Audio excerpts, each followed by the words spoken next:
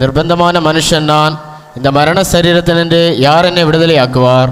நிர்பந்தமான மனுஷன் நான். யார் நிர்பந்தமான மனுஷன்? பாவிகளாய் இருக்கக்கூடியதான ஒவ்வொருவரும். நீங்க வெள்ளை துணி போட்டிருக்கலாம், நான் கிறிஸ்தவன் என்று சொல்லலாம், நான் பெரிய படித்த மனுஷன், அநேக PhDகள் உடையவர்களாக இருக்கலாம், எல்லா காரியங்களையும் அறிந்த ஞானவான்களாக இருக்கலாம், உலகத்தின் பல இடங்களில் போய் வந்தவர்களாக இருக்கலாம், செல்வந்தர்களாக இருக்கலாம். whoever you may be. நிர்பந்தமான மனுஷன்னா யார் என்னை விடுதலையாக்குவார் என்றுதான் ஒரு அறைகூவல், ஒரு வேதனையின் வெளிப்பாடு, உள்ளார்ந்த இருதயபூர்வமான ஒரு நெருக்கத்தின் சத்தமாக அந்த ஏக்கத்திற்கு பதில் கொடுக்கிற விதத்திலே வெளிப்பட்டவர்தான் இயேசு கிறிஸ்து. நீங்க யாரா வந்துட்டு போங்க, என் தேவனுடைய பார்வையில் நீங்க ஒவ்வொருத்தங்களும் நிர்பந்தமான மனுஷன்.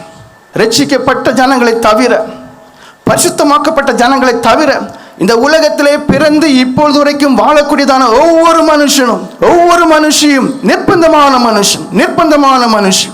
பவுல் அப்போஸ்தலர் தேவ சந்திப்பிற்கு முன்பாக, ரட்சிக்கப்படுவதற்கு முன்பாக தன்னுடைய வாழ்க்கையை திருப்பி பார்க்கிறார். யூத மதத்திலே பக்தி வைராக்கியம் உள்ள ஒரு மனுஷன் தான். ஆனால் அந்த மனுஷனுடைய வாழ்க்கையே எப்படிதான் இருந்ததாம்? நிர்பந்தமான ஒரு வாழ்க்கை. நீங்கள் யாராவா இருந்தாலும் சரி, பாவம் உங்களுக்குள்ளே இருக்குமையானால் நீங்க யார் மாத்திரம்தான் நிர்பந்தமான மனுஷன். சரி, ஒரு மனுஷன் எவ்வளவு நிர்பந்தமான மனுஷனுங்கிறதுக்கு ஒரு சின்ன காரியத்தை சொல்றேன். அவனுடைய யோசனையின்படி அவனால் நடக்க முடியாதுங்கிறதுக்கு ஒரு சின்ன ஒரு எடுத்துக்காட்டை சொல்லுகிறேன். 4 நண்பர்கள் அடிக்கடி அவங்களுக்குள்ளே சண்டையும் போட்டு விடுவாங்க, அவங்கள பற்றியே மாறி மாறி குறைன்னு சொல்லிக்கிடுவாங்க.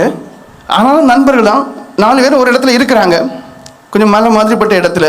அப்போ அவங்களுக்கு ஒரு தோணுது, டேய் நம்ம சும்மா சும்மா மாறி மாறி சண்டையும் போட்டுட்டு பேசிட்டுலாம் இருக்கிறோமே, இன்னைக்கு நம்ம ஒருத்தங்க பேசவே கூடாது. தீர்மானம் எடுத்தாங்க, என்ன ஆனாலும் எதையும் சொல்லக்கூடாது, எதையும் பேசக்கூடாது, பேசாமலே இருக்கணும். இதுதான் தீர்மானம்.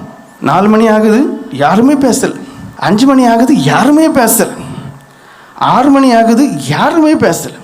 அந்த 6, 5, 6, 10 ஆகும்போது தென்றல் காற்று அப்படியே அடிக்கும்போது ஒருத்தன் சொன்னான், என்ன அழகான தென்றல் காற்றுன்னா. இன்னொருத்தன் சொன்னான், பேசக்கூடாதுன்னு தெரியாதுல்லடா. 3ஆவதுன்னு சொன்னான், இவனு 2 பேருமே பேசிட்டான். கடைசியில் உள்ளவன் சொன்னான், நான் மட்டும்தான் பேசலை. என்ன சொன்னா, நான் மட்டும்தான் பேசலை.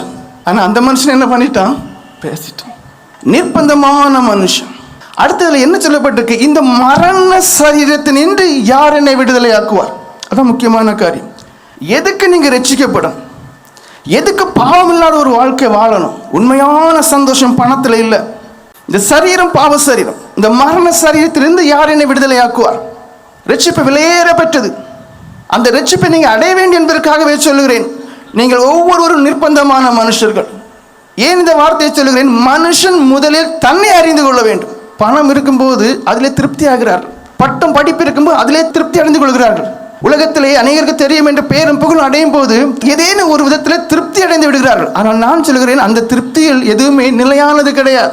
நீ சுமந்து தருகிறியே ஒரு சரீரம், அது பாவ சரீரம் என்று வேதம் சொல்லுகிறது. நீ சுமந்து தருகிறியே ஒரு சரீரம், அது மரண சரீரம் என்று சொல்லுகிறது. செய்ய வேண்டியது என்ன? அந்த பாவ சரீரத்திலிருந்து விடுதலை பெற வேண்டும். உன் ஆவி சுயநலம் பிடித்தது, நான் நான் நான் நான் என்றுதான் ஆவி. அது சுயத்திலிருந்து விடுதலை பெற வேண்டும். இவைகள் 2 நிமித்தம் ஆத்துமா மரணத்துக்கு கேட்ட நிலைமையில இருக்கு. அந்த ஆத்துமா மரணத்தின் பிடியிலிருந்து விடுதலை பெற வேண்டும். அப்படியானால் இந்த சரீரம் விடுதலை பெற வேண்டும்.